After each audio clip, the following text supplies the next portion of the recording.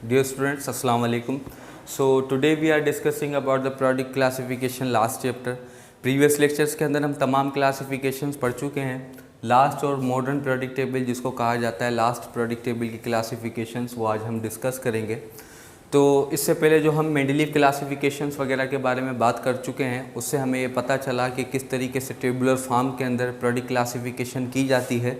मगर मेंडलीव के कुछ डिफेक्ट्स आप लोगों को देखने को मिले जिसके अंदर उसने positions of some elements are disturb, जिसमें कुछ एलिमेंट्स की जो पोजीशंस थी वो डिस्टर्ब थी. जैसे कि आर्गन को जो है वो कोबाल्ट से, आर्गन को जो है वो आपका किससे, पोटाशियम से पहले रखा गया था और कोबाल्ट को जो है वो निकल से पहले रखा गया था. इस तरीके के डिफेक्शंस उसके अंदर मिले थे. वो सिर्फ इस वजह से मिले थे because that was a classification is totally depend upon the atomic weights. ठीक है. So the modern periodic table was discovered by the Moseley. ठीक.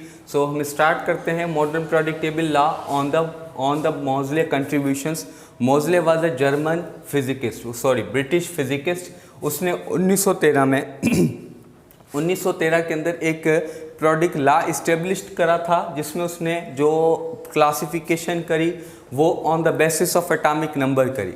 यहाँ लिखा हुआ है in 1913 Moseley a British physicist established that atomic number in the fundamental property of an element not that the atomic mass. उसने कहा कि जो आपके पास फंडामेंटल प्रॉपर्टी होती है that is atomic number not a atomic mass. Okay.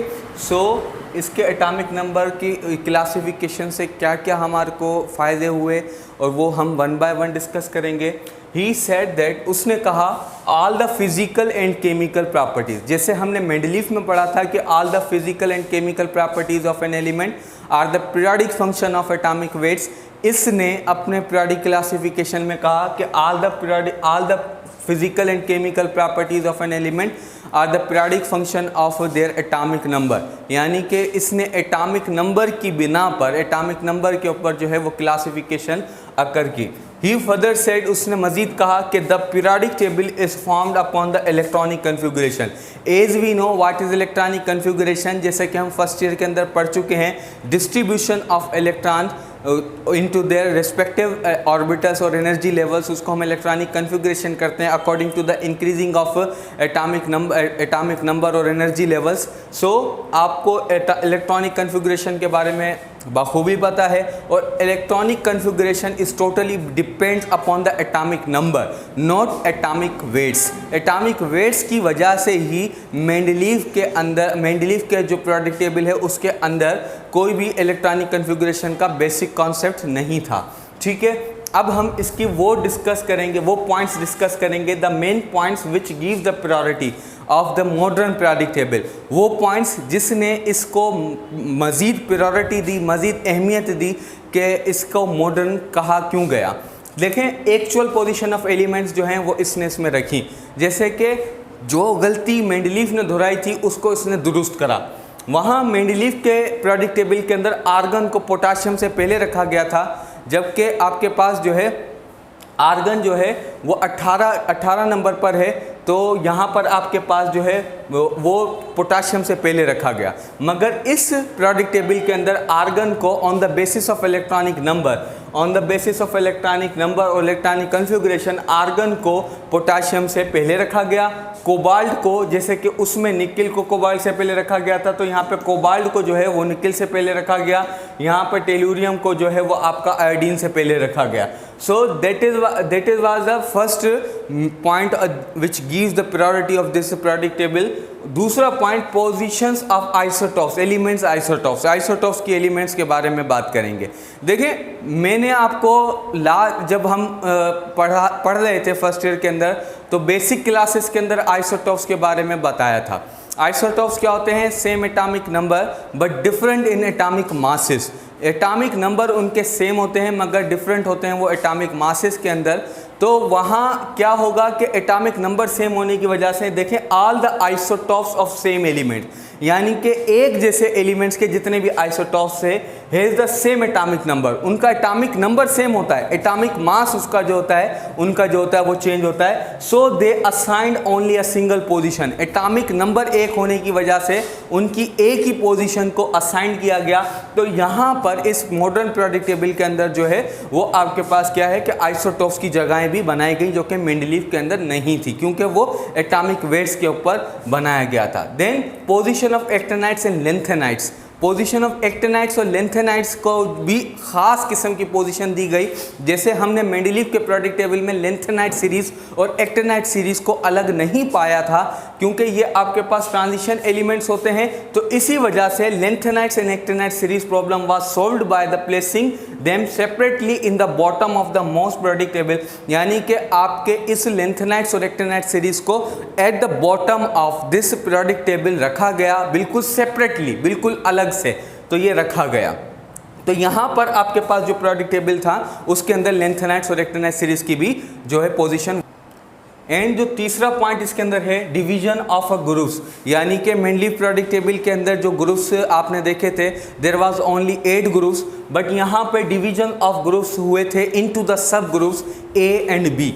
Groups number A और B, उनके अंदर मुख्तलिफ किस्म के एलिमेंट्स को रखा गया। लिखा हुआ है Mendeleev consist only 8 groups, Mendeleev जो है वो सिर्फ 8 ग्रुप्स के बारे में बात करता था अपने पीरियोडिक टेबल के अंदर, but these groups are further divided into the sub groups A and B.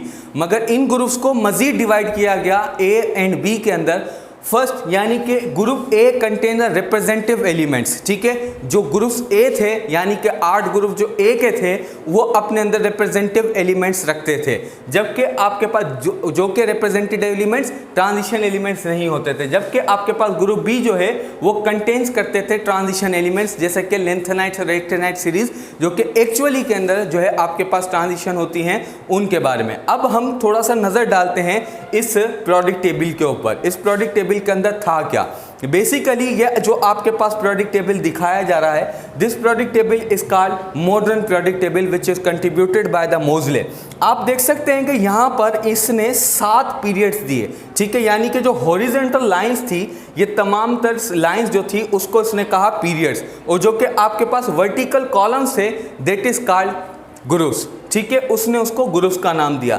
तो यहाँ से आप देख सकते हैं first day, second day, third day, fourth day, fifth day, sixth day, eighth day and 8 से ये तमाम तर जो ए ग्रुप्स वाले हैं they are all representative elements, ठीक है। आप यहाँ पर देख सकते हैं कि ये वाली जो लाइन है इसको अपन जो है अल्कली मेटल्स कहते हैं, इसको हम क्या कहते हैं, अल्कली मेटल्स कहते हैं। अच्छा, position of hydrogen, position of hydrogen जो है वो इसको इलेक्ट्रॉनिक कन्फिग्रेशन की वजह से फर्स्ट डे के अंदर इसलिए रखी गई क्योंकि इसके आखिरी ऑर्बिटल के अंदर, आखिरी वैलेंस इलेक्ट्रॉन के अंदर जो है वो सिर्फ एक इलेक्ट्रॉन था, ठीक है। ये सारे के सारे आपके पास अल्कली मेटल्स होते हैं, these are called alkaline earth metals, जबकि ये बोरॉन फैमिली कहलाती है, और ये आपके पास क्या है कहलाती है, carbon family, nitrogen family, oxygen family, halogens family, and आखिर में नोबल गैसेस 8th ग्रुप को इसने नाम दिया नोबल गैसेस, इनर्ट गैसेस भी इसको, और 0 ग्रुप भी इसको कहते हैं, ठीक है।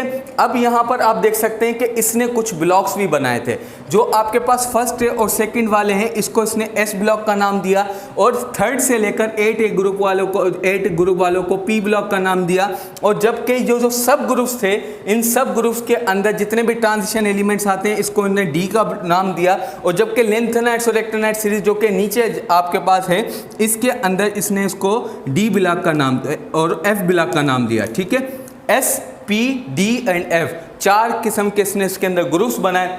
आप देख सकते हैं कि एस ब्लॉक के अंदर सिर्फ टोटली आपके पास क्या है, मेटल्स हैं, और इनको सॉफ्ट मेटल्स भी कहा जाता है, ठीक है। जबकि पी ब्लॉक जो है वो पी ब्लॉक आप यूँ समझ लें कि यूँ समझ लें कि काफ़ी सारी जितनी भी मेटल्स की, नॉन मेटल्स की जितनी भी प्रॉपर्टीज़ होती हैं वो तमाम तो इसके अंदर मौजूद होती हैं। मेटल्स भी होता है, नॉन मेटल भी होते हैं इसके अंदर, और आपके पास इसी के साथ साथ इसके अंदर मेटालॉइड्स भी होते हैं। आप देख सकते हैं कि boron, silicon, germanium, arsenic, antimony, tellurium and polonium, these are metalloids, जबकि एल्यूमिनियम से लेकर और आपके यहाँ तक जो है ये आपके पास मेटल्स हैं। और जो येलोइश कलर के अंदर हैं these all are the non metals. और जबकि ये जो ब्लूइश मेटल्स हैं, ये जो नॉन मेटल्स हैं, इनको आप हेलोजेंस फैमिली कहते हैं। हेलो मतलब सॉल्ट एंड जीन्स मतलब फार्मर, ये सॉल्ट फार्मर होते हैं। और जबकि ये जो बाकी के येलो वाले हैं these are called noble metal, noble gases, ठीक है। और यहाँ पर अगर आप देखें तो इनको हार्डेस्ट मेटल भी कहते हैं, ट्रांजिशन मेटल्स भी कहते हैं, ठीक है। और इसके साथ साथ जो नीचे हैं ये आपके मोस्ट ट्रांजिशन एलिमेंट्स होते हैं।